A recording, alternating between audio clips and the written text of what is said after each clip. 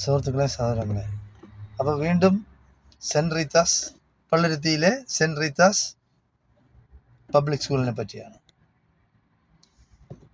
അതായത് ആ കന്യാസ്ത്രീയെ പറ്റി ഇപ്പോൾ സോഷ്യൽ മീഡിയയിൽ ഒരുപാട് അപവാദമായിരുന്നാലും അല്ലാത്തതായിരുന്നാലും സത്യമായിരുന്നാലും പ്രചരിക്കും. ഹിജാബ് ധരിക്കാൻ കുട്ടിക്ക് അവകാശം കൊടുക്കില്ല എന്നുള്ളതാണോ? എന്താണ് സ്കൂൾ മാനേജ്മെന്റ് തീരുമാനിച്ചിട്ടുള്ളത്? നിലവിലെ തീരുമാനം മതേതരത്വ രാജ്യമാണ്, ഇവിടെ എല്ലാ കുട്ടികളും ഈക്വൽ ആണ്, എല്ലാവരും ഈക്വൽ ആണ്. ഈക്വൽ ആയിട്ട് തന്നെ കുട്ടിയുടെ ആവശ്യമല്ല, അവർ മുന്നോട്ട് വെക്കുന്ന ഒരു കാര്യമല്ല അത്.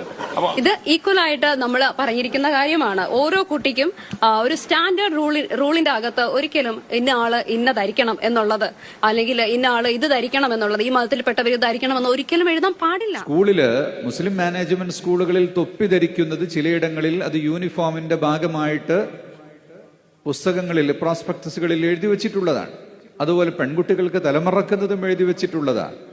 എന്നാൽ അതേ സ്കൂളിൽ വരുന്ന അമുസ്ലിം വിദ്യാർത്ഥികളെ തൊപ്പി വയ്ക്കാനോ വിദ്യാർത്ഥിനികളെ തലമറക്കാനോ നിർബന്ധിക്കാറില്ല എന്ന് മാത്രമല്ല, ചെറിയൊരു പ്രേരണ പോലും അവർക്ക് നൽകാറില്ല.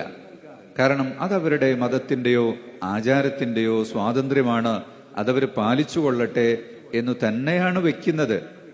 ഒന്ന് കണ്ണടച്ച് ആലോചിച്ച് നോക്കുക, എത്രയെത്ര സഹപാഠികളാണ് തട്ടമിട്ടിട്ട് നമ്മുടെ ക്ലാസ്സുകൾ ഉണ്ടായിരുന്നത്. എത്രയെത്ര പേരാണ് നമ്മൾ ഓർക്കുമ്പോൾ, എത്ര പേരാണ് നമ്മുടെ സ്കൂളിനെ പറ്റി. ഇപ്പോൾ ശിവലാസ് LP സ്കൂൾ എന്ന് പറഞ്ഞാൽ ഞാൻ 3ാം ക്ലാസ് വരെ അവിടെ പഠിച്ചുള്ളൂ. ആ സ്കൂളിൽ വെറുതെ ഒന്ന് കണ്ണടച്ച് ആലോചിച്ച് എത്രയോ കുട്ടികൾ തട്ടം വളച്ചിട്ടിട്ട് അങ്ങോട്ടും ഇങ്ങോട്ടും ഓടി കളിക്കുന്നതാണ്. ചെറിയ കുട്ടികളാണല്ലോ ഈ പറയുന്ന സ്കൂളുകളിൽ. ഈ സിസ്റ്റർ ഇന്നിപ്പോൾ ഇവിടെ വന്നിട്ട് നേരത്തെ പ്ലാൻ ചെയ്തുണ്ടാക്കിയ ചിരിച്ച്, അതായത് അവിടെ വന്നിട്ട് ചിരിച്ച് വേണം നമ്മൾ വാർത്താസമ്മേളനം നടത്താൻ. നമ്മൾ വിജയിച്ചു എന്ന് തോന്നണം, നമ്മൾക്ക് ക്ഷീണം ഉണ്ടായെന്ന് തോന്നരുത്, നമ്മൾ വളരെ ആർജവത്തോടുകൂടി സംസാരിക്കണം എന്നൊരു പ്ലാന് തീരുമാനമാക്കിയിട്ട് വന്നിരിക്കുന്ന കുറേ സിസ്റ്റർമാർക്കിടയിൽ എല്ലാവരും ചിരിക്കുക. ഇവർ അങ്ങേയറ്റം കൃത്രിമമായൊരു ചിരിയുമായിട്ട് വന്നിട്ട് നടത്തിയ ഈ സിസ്റ്റർ ഇരുന്ന് പഠിച്ച സ്കൂളിൽ ഒന്ന് കണ്ണട ചേർത്ത് നോക്കൂ, അവരുടെ കൂടെ തട്ടോട്ടൊരു പെൺകുട്ടി ഇരുന്നുണ്ടാവും. അവരിന്ന് പറഞ്ഞു ഭാരതത്തിന്റെ പാരമ്പര്യം. എന്താ ഭാരതത്തിന്റെ പാരമ്പര്യം?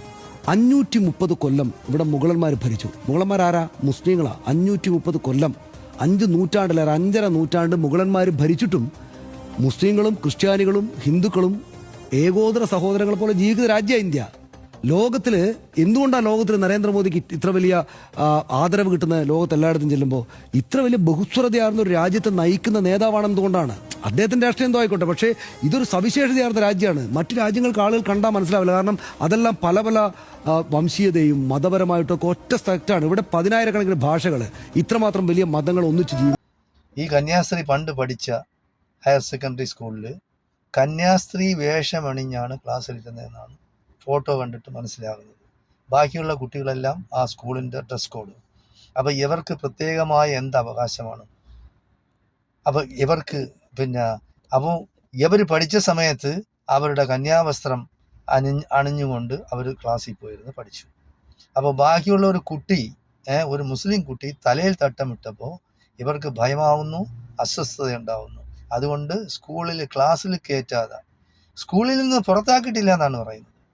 എങ്ങനെ പുറത്താക്കുന്നതിന് തുല്യമല്ലേ ക്ലാസ്സിൽ കയറ്റാതിരിക്കുന്നത്? സേഫാണ് ഞങ്ങളുടെ കസ്റ്റഡിയിൽ. എന്ത് സേഫാണ്? നിങ്ങൾ എന്ത് സുരക്ഷിതത്വമാണ് കൊടുക്കുന്നത്? നിങ്ങൾ ഈ കേരളീയ സമൂഹത്തിന് കൊടുക്കുന്ന സന്ദേശം എന്താണ്? അതാണ് ഞങ്ങൾക്ക് മനസ്സിലാകണമല്ലോ ഇത്. എന്തായാലും ശരി, ഈ കന്യാസ്ത്രീയെ പറ്റി പറയുന്ന സോഷ്യൽ മീഡിയ പറയുന്ന കന്യാസ്ത്രീ വേഷമണിഞ്ഞ പിശാചാണെന്നാണ്, കൊടും വംശീയവാദിയാണ്. ഈ സ്ത്രീ കേരളത്തിന് മഹാദുരന്തമാണ്, അനീതിവാഹകയാണ്. ഹിന്ദുത്വ വിശ്വസർപ്പമായ ശശികലയുടെ ക്രിസ്ത്യൻ വേർഷമാണ് ഈ കന്യാസ്ത്രീ. അപ്പോൾ പോരെ? ഇത് കേട്ടാ പോരെ? അപ്പോൾ ഇവർ അധ്യാപികയെ, അതുപോലെ ഇവർ ഇംഗ്ലീഷ് പറയുന്ന നിങ്ങൾ കേട്ടല്ലോ, സോഷ്യൽ മീഡിയയിലൊക്കെ നിങ്ങൾ കണ്ടതാണല്ലോ. അവർക്ക് ഇംഗ്ലീഷ് സംസാരിക്കാൻ പോലും അറിഞ്ഞൂടാ. ഇംഗ്ലീഷ് എങ്ങനെ സംസാരിക്കണമെന്ന് അറിഞ്ഞൂടാ. അത് ഞാൻ വേണമെങ്കിൽ വീഡിയോയിൽ ഞാൻ കൊടുക്കുന്നുണ്ട്. അപ്പോൾ ആവശ്യമില്ലാത്ത കട്ടിയും കനവും ഇംഗ്ലീഷിന് കൊടുക്കുകയാണ്, വളരെ സിമ്പിളായിട്ട് പറയാമെന്നുള്ളത്, അതും തെറ്റിൽ. എന്തായാലും ശരി, ഇങ്ങനെയുള്ള ഈ വിഷസർപ്പങ്ങൾ പഠിപ്പിക്കുന്ന സ്കൂളിൽ കഴിയുന്നത്ര കുട്ടികളെ വിടാതിരിക്കുക. ഈ സ്കൂളിനെ പറ്റി, സെൻറ്റ് റീത്ത പബ്ലിക് സ്കൂളിനെ പറ്റി 10-25 വർഷങ്ങൾക്ക് മുമ്പ് ഇങ്ങനെ ഒരു പ്രശ്നം ഉണ്ടായിട്ടുണ്ട്. അതായത് കുട്ടികളെ നിർബന്ധിച്ച് കുരിശ് വരപ്പിക്കുന്നു. അത് അങ്ങനെ കംപ്ലൈൻ്റ് ആയിട്ട് വിദ്യാഭ്യാസ വകുപ്പിന് ഇത് പോയിട്ട് കംപ്ലൈന്റ് പോയതിനു ശേഷം വിദ്യാഭ്യാസ വകുപ്പ് അന്വേഷണം നടത്തി അവർക്ക് മുന്നറിയിപ്പ് കൊടുത്തതാണ്, അങ്ങനെ കുട്ടികളെ ചെയ്യിക്കാൻ പാടില്ല. അപ്പോൾ ഇങ്ങനെ ഇവരുടെ പാരമ്പര്യമേ ഇതാണ്. ദൈവവിശ്വാസികളായ കർത്താവിനെ ഭയക്കുന്ന ക്രിസ്ത്യൻ മാനേജ്മെന്റിനെ പറ്റിയല്ല ഞാൻ പറയുന്നത്, ഇങ്ങനെയുള്ള തെമ്മാടിത്തരം കാണിക്കുന്ന സ്കൂളുകളെ പറ്റിയാണ്. എന്തായാലും എൻ്റെ മക്കളും പഠിച്ചത് ക്രിസ്ത്യൻ മാനേജ്മെന്റ് സ്കൂളിലാണ്, ഒരു പ്രശ്നം ഉണ്ടായിട്ടില്ല. അപ്പോൾ അവരെല്ലാം കുട്ടികളെ ചേർത്ത് നിർത്തുകയാണ് ചെയ്യുന്നത്. തലയിൽ തട്ടം ഇട്ടുകൊണ്ട് വരുന്നവരുണ്ട്, നെറ്റിയിൽ പൊട്ട് ഇട്ടുകൊണ്ട് വരുന്നവരുണ്ട്.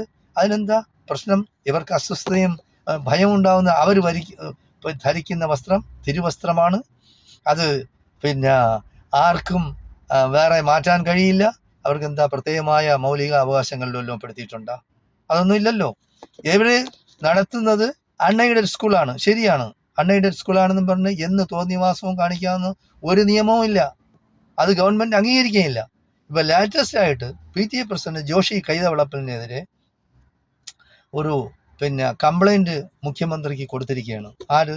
വേറൊരു PTA ഒരു ഭാരവാഹിയാണ്, ജമീറാണ് അദ്ദേഹത്തിൻ്റെ പേര്. ഈ ജോഷി കൈതവളപ്പിൽ വിദ്വേഷ പ്രചാരണം നടത്തിയെന്നും പറഞ്ഞാണ് മുഖ്യമന്ത്രി കംപ്ലൈന്റ് കൊടുക്കുന്നത്. നടപടി എടുക്കണമെന്നും അന്വേഷണം നടത്തണമെന്നും ആണ് ഈ പരാതിക്കാരൻ ആവശ്യപ്പെട്ടുന്നത്. എന്തായാലും ശരി, സഭാ നേതൃത്വവും DBEയും എല്ലാം ആഘോഷം നടത്തേണ്ട ഒരു സമയമാണിത്. അവർ ആഘോഷിക്കണം. കാരണം 13 വയസ്സുള്ള ഒരു കുട്ടിയുമായിട്ടുള്ള യുദ്ധത്തിൽ അവർ വിജയിച്ച ദിവസമാണ്. 13 വയസ്സുള്ള ഒരു കുട്ടിയുമായിട്ടുള്ള യുദ്ധം നിങ്ങൾ സോഷ്യൽ മീഡിയയിൽ കണ്ടതാണ്. ആ കന്യകയല്ലാത്ത കന്യാസ്ത്രീയുടെ ആത്മനിർവൃതി, അവരുടെ മുഖത്ത് ജലിക്കുന്ന സന്തോഷം എന്താണ്? അവരുടെ ചട്ടയും ചിട്ടയും ഒക്കെ ഇവിടെ നടന്നു. അത് ചില സംഘികളും കാസക്കാരും ചില സംഘപരിവാറുകാരും പറയുന്നത് എന്താണ്?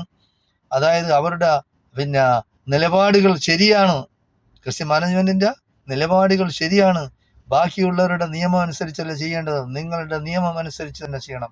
എന്താ ഇത്? ബ്രിട്ടീഷുകാരാ ഭരിക്കുന്ന ഇന്ത്യ? നിങ്ങൾ ബ്രിട്ടീഷുകാരാ? ഇന്ത്യ എന്ന് പറഞ്ഞാൽ നിങ്ങളെ കോളനിയാ? നിങ്ങൾക്ക് തോന്നിയതുപോലെ ഇവിടെ ഭരണം നടത്താൻ? എന്തായാലും ശരി, കന്യക വസ്ത്രമണിഞ്ഞ കന്യകയല്ലാത്ത ഒരു സ്ത്രീ, അവരുടെ മുഖത്ത് വിജയഭാവം നിങ്ങൾ കണ്ടു കാണും.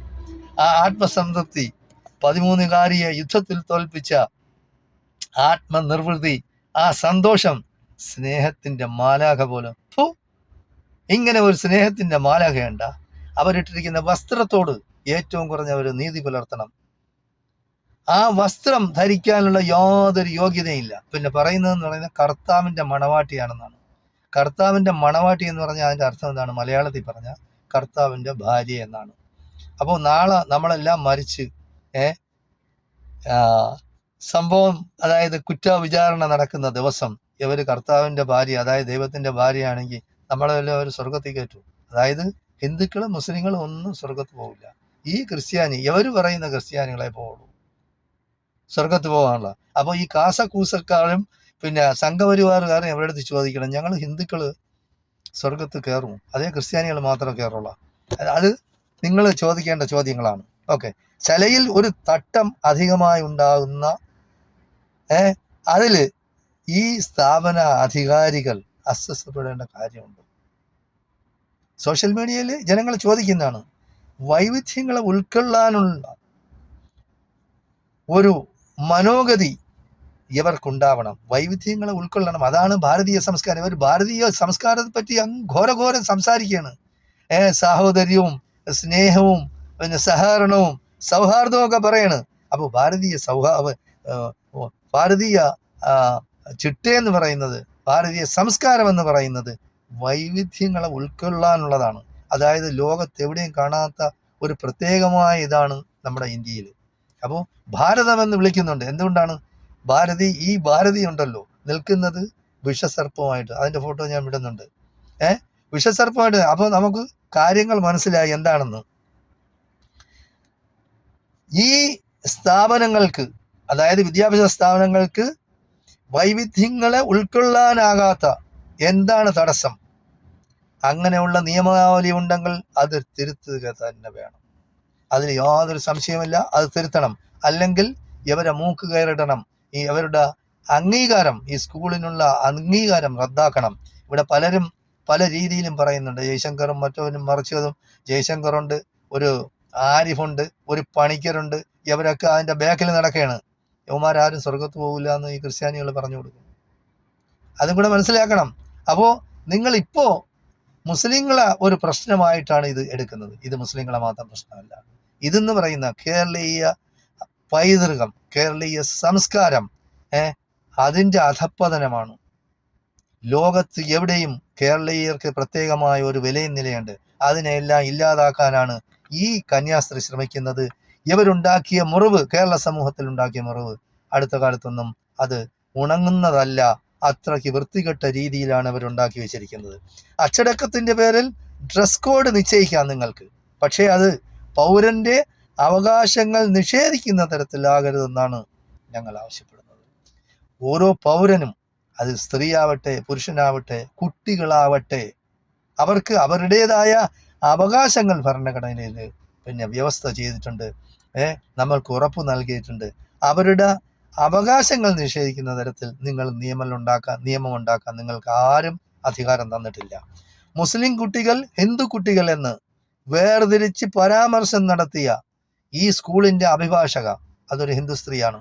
അവർ സംഘപരിവാറിൽപ്പെട്ടതാണ്. ഹൈക്കോടതി താക്കീത് നൽകുകയും ചെയ്തു. നിങ്ങളിവിടെ പറയുമ്പോൾ മുസ്ലിം കുട്ടികൾ, ഹിന്ദു കുട്ടികൾ, ക്രിസ്ത്യൻ കുട്ടികൾ എന്ന് പറയുന്നത് സ്കൂളിൽ വിദ്യാർത്ഥികളെ ഉള്ളൂ.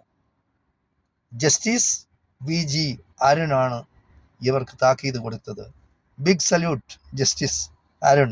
ഇങ്ങനെയുള്ള നിയമ നടത്തുന്നവരും ന്യായാധിപന്മാരും കേരളത്തിൽ മാത്രമല്ല ഇന്ത്യയിൽ അങ്ങോളം ഇങ്ങോളം ഉണ്ടാകട്ടെ എന്നാണ് ഞാൻ ആഗ്രഹിക്കുന്നത്. യൂണിഫോം അത് അംഗീകരിക്കണം. അതോടൊപ്പം തന്നെ ഓരോരുത്തരുടെയും വിശ്വാസത്തെ അംഗീകരിക്കാനും ഈ സ്കൂൾ മാനേജ്മെന്റുകൾ തയ്യാറാക്കണം. സ്വന്തം നിയമമുണ്ടാക്കാൻ ഒരു അൺഎയ്ഡഡ് മാനേജ്മെന്റിനും അധികാരമില്ല. വിദ്യാഭ്യാസ മന്ത്രി ശിവൻകുട്ടിയാണ് പറഞ്ഞിരിക്കുന്നത്. വിദ്യാഭ്യാസ മന്ത്രി ശിവൻകുട്ടി എന്ന് പറയുന്നത് ആണത്തമുള്ള ഒരു വ്യക്തിയാണ്. നല്ല അച്ഛന് പിറക്കണം എങ്കിലേ ഇങ്ങനെ സംസാരിക്കാൻ കഴിയുള്ളൂ. ഏതായാലും ഇവരെല്ലാം, ഈ ഒരു അച്ഛനുണ്ട് പാമ്പ്ളാനി അച്ഛൻ കഴിഞ്ഞ ലോക്സഭാ ഇലക്ഷനിൽ പറഞ്ഞതാണ്, BJPക്കാർക്ക് ഞങ്ങളൊരു സീറ്റ്, ഒരു MP സ്ഥാനം കൊടുക്കാം, ഞങ്ങൾക്ക് 500 രൂപയാക്കണം കിലോ റബ്ബറിന്. അപ്പോൾ ഇയാൾക്കെന്താ കച്ചവടം, റബ്ബറിൻ്റെ കച്ചവടം. അപ്പോൾ ഇത്ര തെമ്മാടിത്തരമാണ്. ഇപ്പോൾ അടുത്ത് ലേറ്റസ്റ്റ് ആയിട്ട് വീണ്ടും പാമ്പ്ളാനി വന്നിട്ടുണ്ട്. നിയമസഭാ ഇലക്ഷൻ നടക്കാറായി. ഇവിടെ വർഗീയ ചേരിതിരിവുണ്ടാക്കണം. കോൺഗ്രസ് ഭരിക്കുന്ന കർണാടകത്തിൽ പോലും ഞങ്ങൾക്ക് തിരുവസ്ത്രം അണിഞ്ഞ് പുറത്തിറങ്ങാൻ കഴിയുന്നില്ല.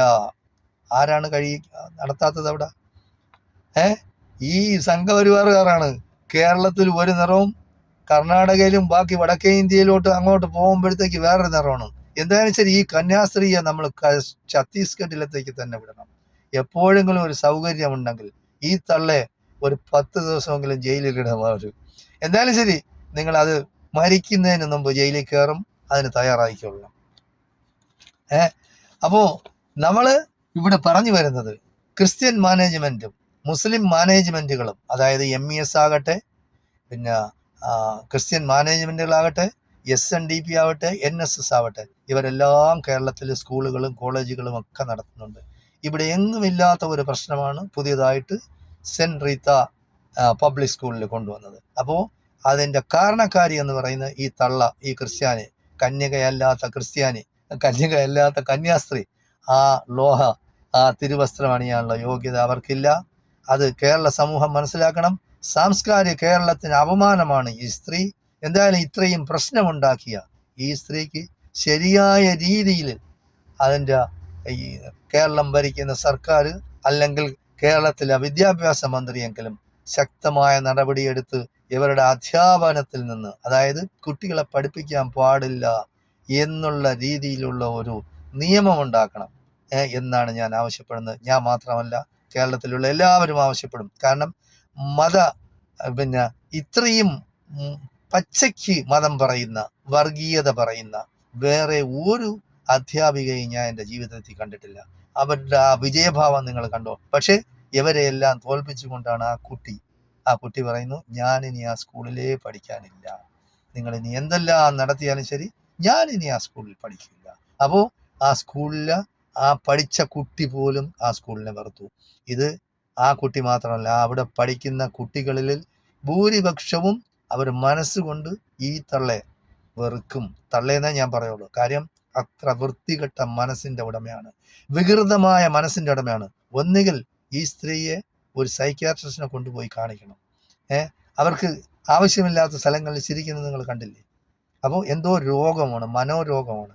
അല്ലെങ്കിൽ ആ വിഷകലയുടെ കൂടെ നിൽക്കുന്നത് നിങ്ങൾ കണ്ടു. പിന്നെ അവിടെ പ്രശ്നമുണ്ടായപ്പോൾ ആദ്യമായിട്ട് ഓടിയെത്തിയത് ഷോൺ ജോർജാണ്. എല്ലാ സഹായവും വാഗ്ദാനം ചെയ്തു. ആ തന്തയും മോനും കേരളത്തിൽ കാട്ടിക്കൂട്ടുന്നതെല്ലാം നിങ്ങൾക്ക് കാണുന്നതാണ്, നിങ്ങൾ അറിയുന്നതാണ്. ലവ് ജിഹാദിനെതിരാണ് അവൻ. ഷോൺ ജോർജ് എന്ന് പറയുന്നവൻ ഈ പള്ള വീർത്ത ഈ ചെറ്റ PC ജോർജിന്റെ മകനാണ്. അവനാണ് പറയുന്നത് പിന്നെ മുസ്ലിങ്ങൾ ലവ് ജിഹാദ് നടത്തുന്നു. അവൻ കല്യാണം കഴിച്ചത് തന്നെ ജഗദീഷ് ശ്രീകുമാറിന്റെ മകളെയാണ്. പ്രേമിച്ച് കല്യാണം കഴിച്ചതിന് കുഴപ്പമില്ല. അവളെ ആ പെൺകുട്ടിയെ മാമോദിസ മുക്കി ക്രിസ്ത്യാനിയാക്കി, ഉണ്ടായ കുട്ടിയെ ക്രിസ്ത്യാനിയാക്കി. അപ്പോൾ അതെന്താണ്? അത് ലവ് ജിഹാദല്ലേ? അപ്പൊ നിങ്ങൾ മതത്തിലെ ആളിനെ കൂട്ടല്ലേ ചെയ്യുന്നത്? അപ്പൊ നിങ്ങൾക്കാകാം, ബാക്കിയുള്ളവർക്കായിടാം. നിങ്ങൾ ധരിക്കുന്ന വസ്ത്രം തിരുവസ്ത്രമാണ്, അത് ദൈവിക വസ്ത്രമാണ്. ബാക്കിയുള്ളവർ അത് ധരിച്ചാൽ അത് നിങ്ങളെ ഭയപ്പെടുത്തുന്നു, നിങ്ങൾക്ക് അസ്വസ്ഥത ഉണ്ടാക്കുന്നു. ഈ അസ്വസ്ഥത, ഈ ഭയപ്പാട് മാറണം. കേരളത്തിൽ എല്ലാവരും തുല്യരാണ്, നിങ്ങൾക്ക് പ്രത്യേകമായ യാതൊരു അവകാശങ്ങളുമില്ല. കേരള സമൂഹം മനസ്സിലാക്കണം. കഴിയുന്നത്ര നിങ്ങൾ ഈ ഇങ്ങനെയുള്ള ക്രിസ്ത്യൻ മാനേജ്മെന്റ്, അതായത് കേരളത്തിൽ ഒരുപാട് ക്രിസ്ത്യൻ മാനേജ്മെന്റ് സ്കൂൾ നടത്തുന്നു.